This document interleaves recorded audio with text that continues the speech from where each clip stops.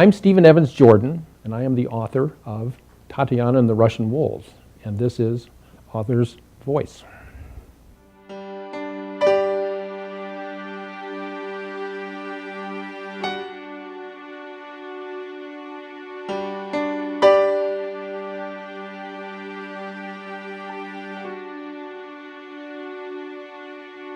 Welcome to Author's Voice, connecting authors to the world. I'm your host today. My name is Bjorn Skaptason, and our show today is called Novel Conversations. And I want to welcome everybody out there to 2019. Happy New Year. We've made it into our third season of Author's Voice, and we couldn't do it without you out there. We really appreciate all of you folks that watch these live streamed programs, that watch these book signings and book interviews.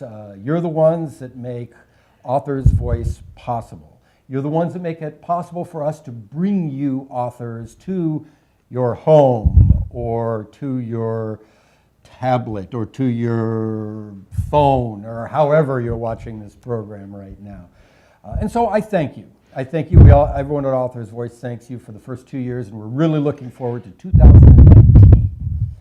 Today's program, Novel Conversations, this is where we talk about literary fiction on Author's Voice, and we are thrilled to host Stephen Evans Jordan, who is with us today. And Stephen's book that we'll be talking about is Tatiana and the Russian Wolves. It's published by Clovercroft Publishing. The cost is $14.99. And if you're watching this on the website, you can click right through to the order page and you can order a signed copy of Tatiana and the Russian Wolves. Stephen will sign it for you and we will ship it right out to you. That's what we do with Author's Voice.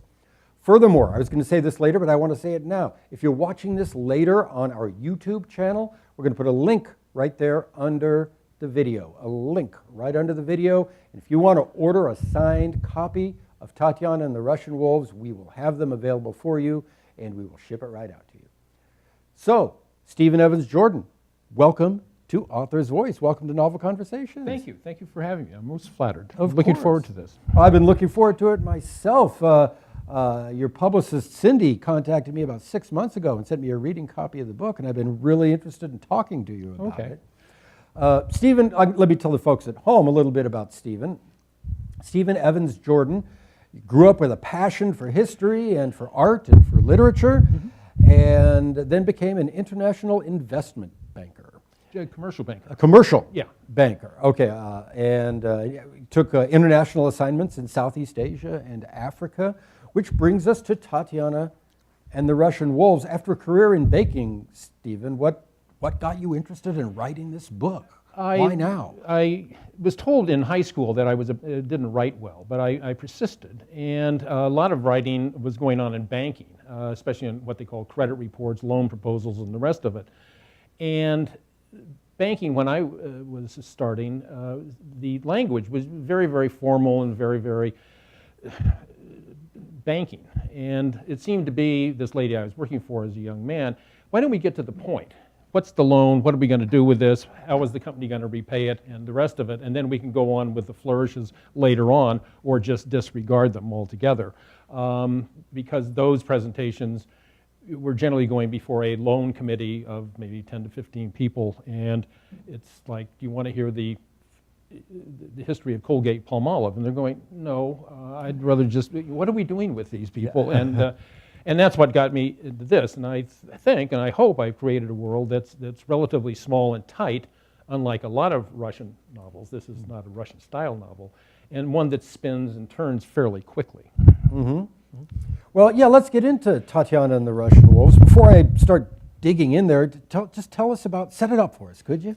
It's a story about two families. The backstory is about two old aristocratic families in Russia that are that have the survivors of the World War I, the Russian Revolution itself, and the Civil War. They were emigres and made it to Paris, and then from Paris, the ones that survived World War II made it to Berkeley, where the protagonist's father was a math professor.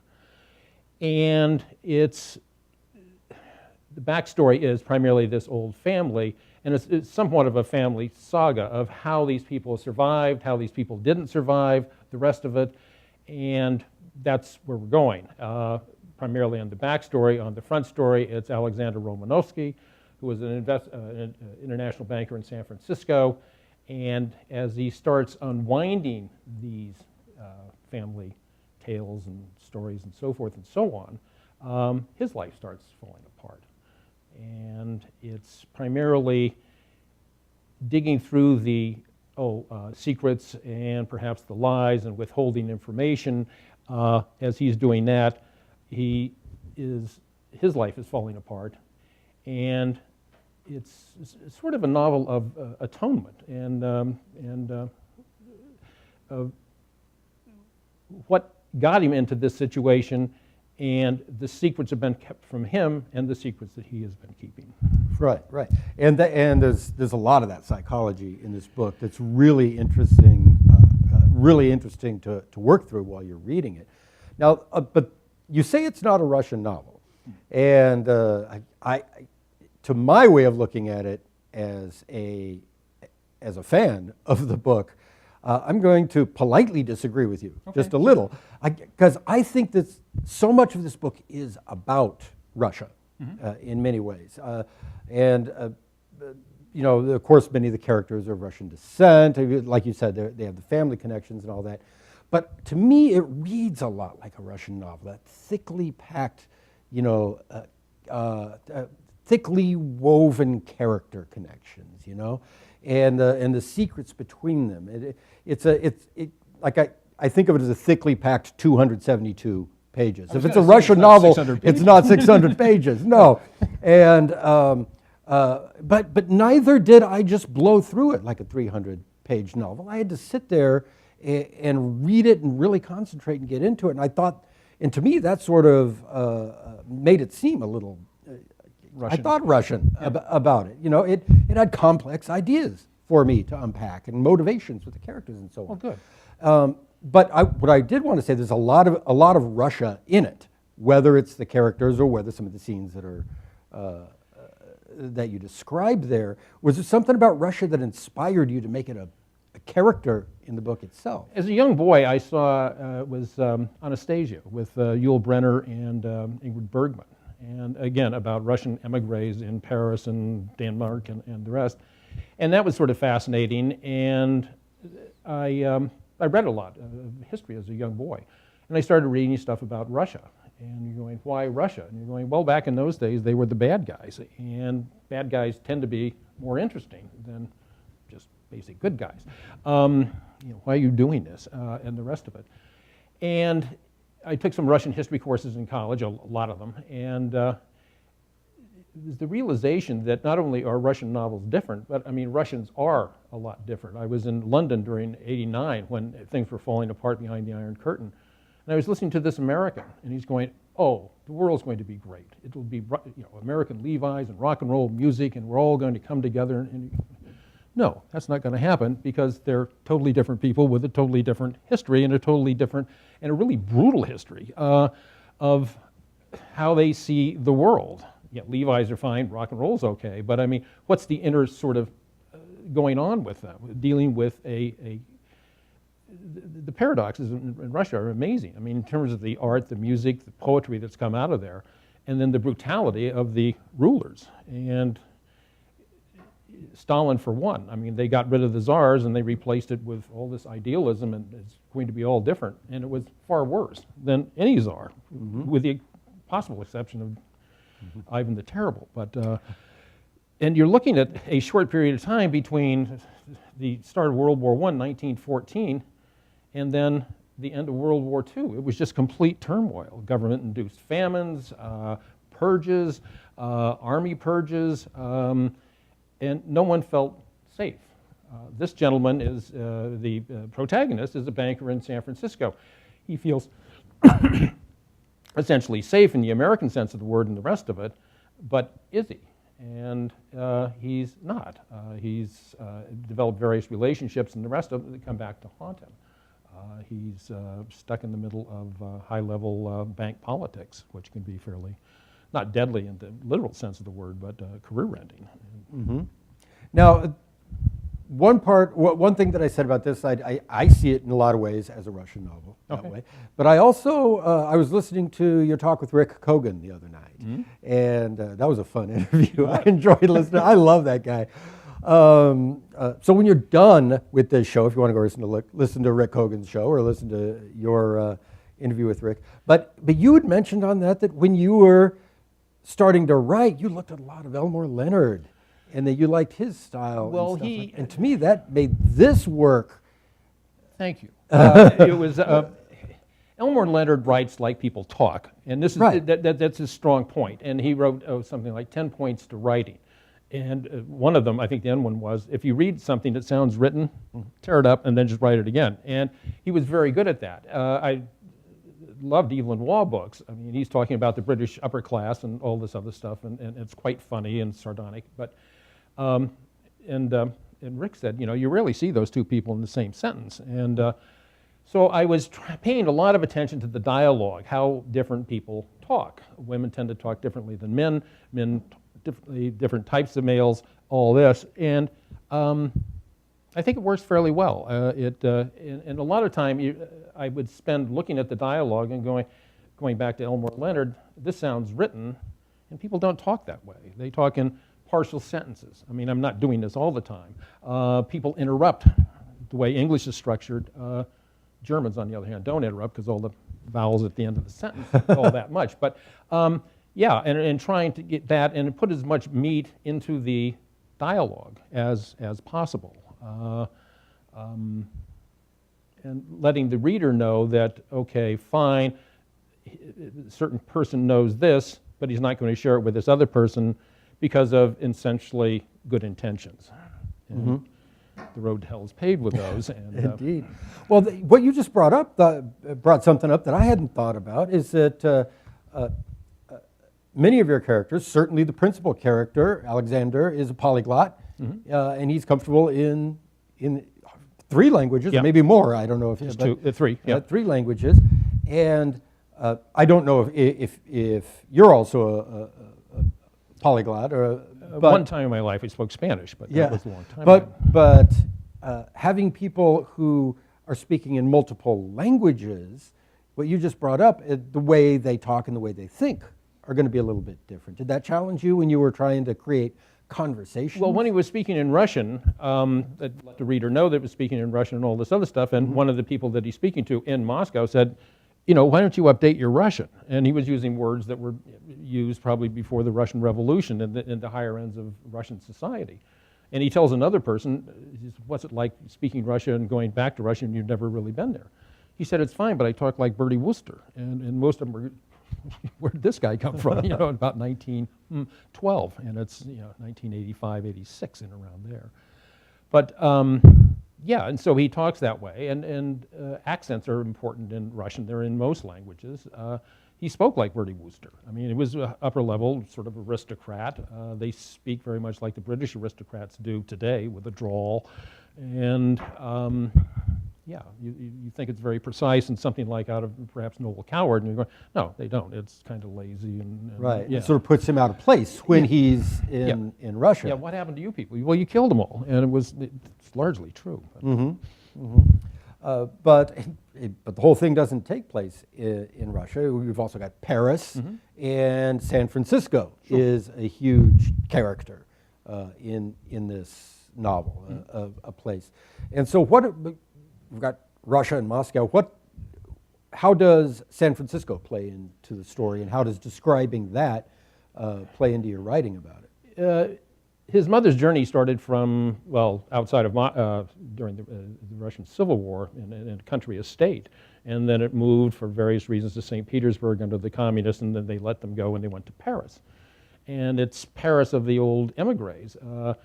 The people that had skills, whether in the trades or the professions, often did well in their adopted countries. The aristocrats had none of that, and they often just floundered. They didn't know what to do. They were going around to, Parisian aristocrats and British aristocrats, and you feel sorry for us. And there was no charity there at all. And well, they could, you had cases, as I noted in the novel, the Russian general selling newspapers at a train station. That's all they could do.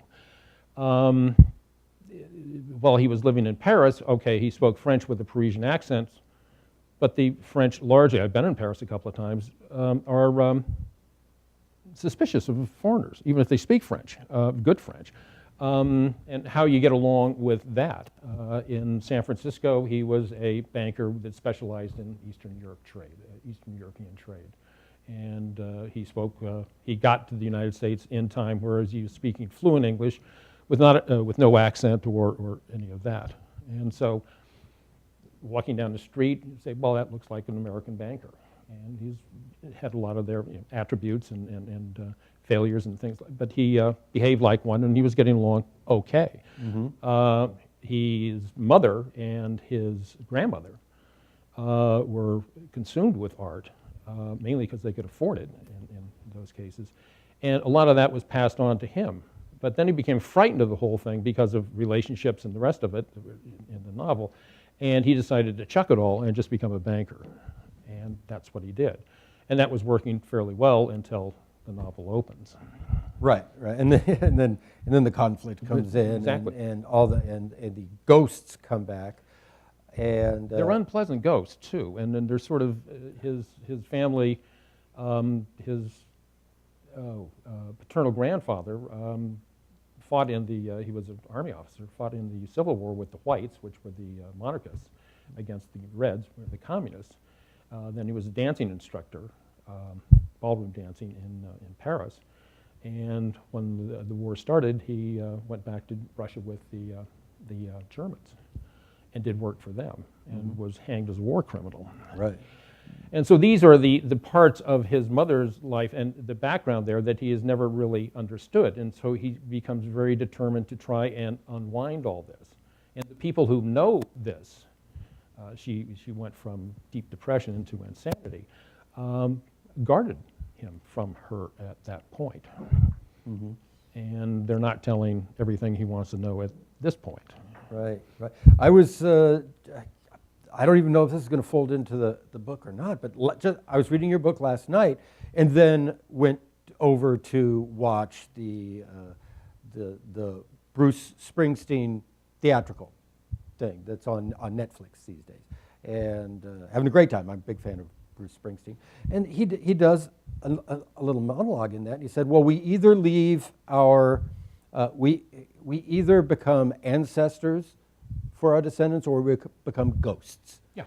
And an ancestor can walk beside us and lead the way, or a ghost can be a burden upon us." And so I'm watching Bruce talk about that. I go, that's this book I just put down a few minutes ago. It's Ancestors versus ghosts. but he's talking to somebody, and it's sort of like our parents are always somewhat mysterious. Mine are. They were very nice people. They were World War II Depression people, hardworking, all the rest of it. But you hear various things, and it was sort of like, I didn't know that, and I wonder why. He doesn't know a lot. Why didn't I hear that? Yeah, and this. I loved them. They loved me. I'm very proud to have been related to them and all of this. But you're going, there's just a lot of stuff I don't know. It's probably harmless, or it was dealing with the Depression. I got a lot of those lectures, finish your spinach, because this. But yeah, in World War II, how did they get through that? I was born in the middle of it. They did, but they seemed tougher. It's just sort of, they weren't all emotions. They were fairly contained. And then, but then your character has to deal with some of these ghosts, and then larding onto that is the fear of insanity. He's terrified of it. He's terrified, and that's really driving his decisions. Am I right about that? Yeah. Some of this self-sabotaging stuff that he does. Well, then if I learn too much, maybe I'll go as insane as my mother did. But that and the rest of it, do you really want to know more about this? Well, I really should know more about this, because that will figure into her insanity and suicide, or do I leave it alone, or what? And then it comes down to, if I leave it alone, then what's going to become of me? And he doesn't know. And so it's sort of like he takes the big dive and goes for it. Right. Now, I want to get a little under the hood with this one. So this character that's having this this crisis, you choose to tell the story in the first person. Mm-hmm. So the person having the mental crisis, or having the fearing, going insane, is also your narrator. And did you find that difficult in framing, the narrator, in framing the storyteller, when the storyteller himself is in this crisis? I kept asking myself, my life doesn't resemble his whatsoever, but you kept asking me, so what would you do in this situation? What would happen here? Your mother was selling art to the Nazis. She worked in a art gallery in Paris as the war started. And that just turned into terribly corrupt, and she finally left the whole thing, and he heard that part of the story, but not the other part of the story, that she had sold art to the Germans. Why? Well, there was a good reason for doing so.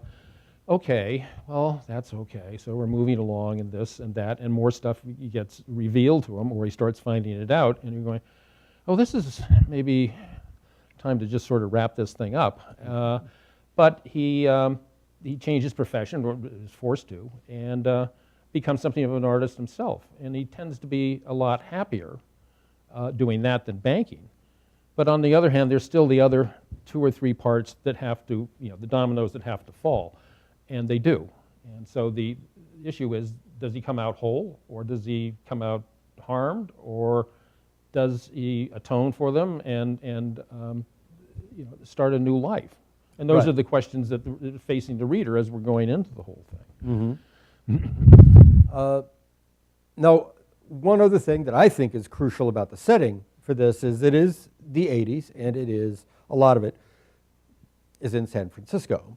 And therefore, the historical elephant in the room is the HIV/AIDS crisis, and you do not flee from that at all. You make it an important part of the book. But how did that historical chapter of San Francisco and the AIDS epidemic in the 80s, how did that inform your telling of the story?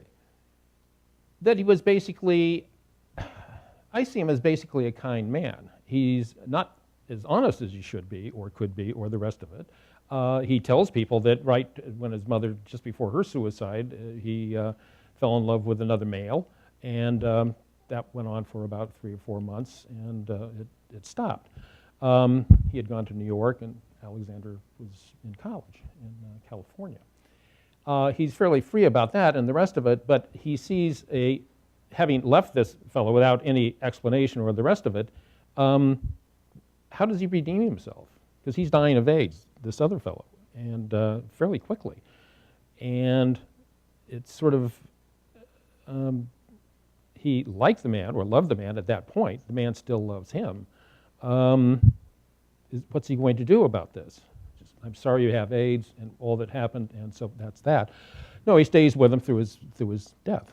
And I thought that was more of a revealing part of the man's character, that he would do this, versus, especially in AIDS that I had seen, people saw it as very contagious and stayed away from it. Families broke apart.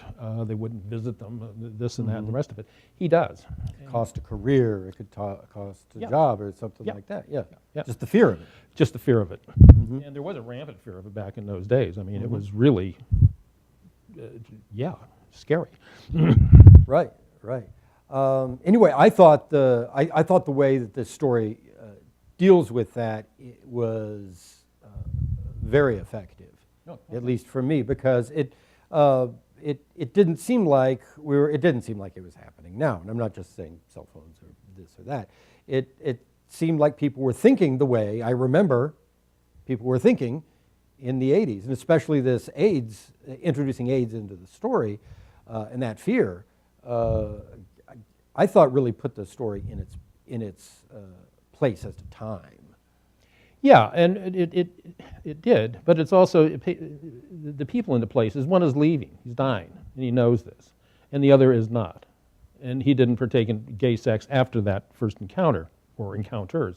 Okay, fine. Is that a point? No. It's that what what's happening here? What's happening with the relationship? It started when they were young boys before college, and now they're in their late 30s. So what's happened?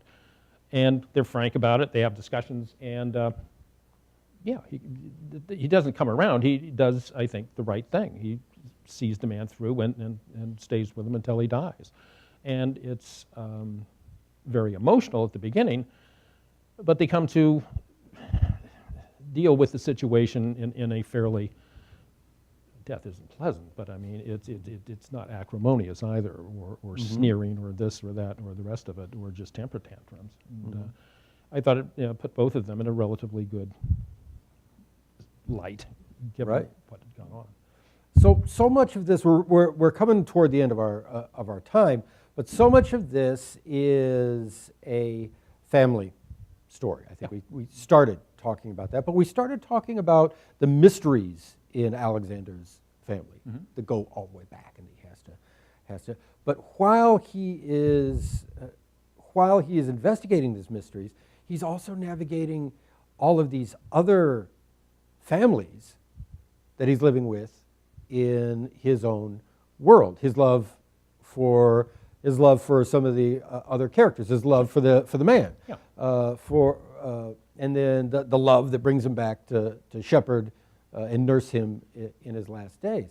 So here's a guy who's struggling with family relationships in real life. Sure. But then also he just lost his career. He got fired, and these things, and he still has the wherewithal to go out and do that, which I think he sees himself as weak, and he not complains. He's not really a whiner, but he does. He can't throw a baseball. He thinks this is kind of funny, but he indeed can't throw a baseball. And he sees himself as a mother's boy. He was attached to his mother and all of this and that and the rest of it. His interests are not the same interests you find with males in junior high school. Art museums, things like that. I mean, it's sort of like, And he was Russian, and they were the bad guys. And it was just the whole thing. He hated junior high school and high school. But yeah, he is fairly strong, and he will do these things that would run against it. And I think the first time you start seeing him, that he's swimming in fairly calm waters, going with the stream, and it's all moving along. But no, he has a backbone, and he will use it from time to time, which I think is some of the suspense. And what are you going to do now? Right. Yeah. And then, of course, the character of his mother, Tatiana, is in there. She's and she plays an important role. And I like that there are actual interactions. Well, there are, and she was an aristocrat. And she didn't have anything at that whole point other than a title that was worthless after the Revolution, pointless. And they would go to Orthodox Church in San Francisco. There are quite a few. And the congregation, they would just look at her and just call her princess and make fun of her and all this other stuff. And there's one description in there, I thought it was great. He said his mother reminded him of the aristocrats in the Trembles going to the guillotine. It's just those people. They're yelling at them for their heads to be chopped off, and they're just sitting there sneering at them. And okay, that doesn't work very well in today's world, especially in California back when he was growing up. But I mean, it was just different, and it was something that was brave of her, and all of this, and it was going against the current. You can't walk around as a Russian aristocrat in 1980s San Francisco. It just doesn't work very well. Well, boy, there's so much about this book that I think you're really going to love when you get into it. And it's a rich story. I think it intertwines, and of course, it's got wolves. Yeah, it's got. And they're unpredictable. And if it is a Russian novel, all Russian novels eventually are about wolves. They come into it some way or They other. come into it some way or the other. Now, this is your first novel? Yes. Have you started another one? Do you have an idea for the next one? One is about an African country. I spent some time in Africa. Yeah. It's about a fictitious country with a brutal dictator, and it was part of the French and British empires. It's now one country, and they decide they're going to get rid of him and replace it because he's just awful. But there's a whole problem in that the country sits atop a huge pool of oil. And having worked in Indonesia, and you look at oil, and it just destroys countries.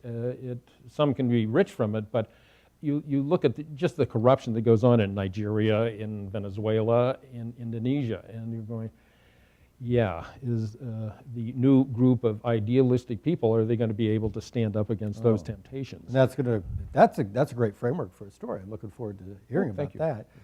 Okay, folks at home, we're just about out of time, but then again, this has been Novel Conversations. I'm Bjorn Skaptason. Our book today was Tatiana and the Russian Wolves, published by Clovercroft Publishing. The cost is $14.99. I want to thank Stephen Evans Jordan for joining us today to discuss the book.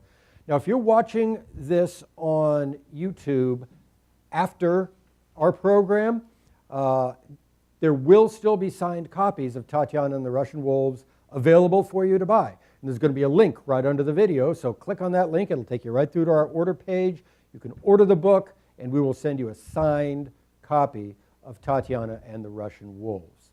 Very quickly, coming up on Author's Voice, the next program is Stranger Than Fiction, our nonfiction story, our nonfiction show. Chris Hartley returns to Author's Voice, and that is January 17th with his new book, The Lost Soldier. And that will be at 3:30 on January 17th. After that, Solved has its debut for 2019. Brian Grewley joins Libby on January 18th at noon Central Time to discuss Bleak Harbor. Bleak Harbor is Brian Grewley's new mystery novel.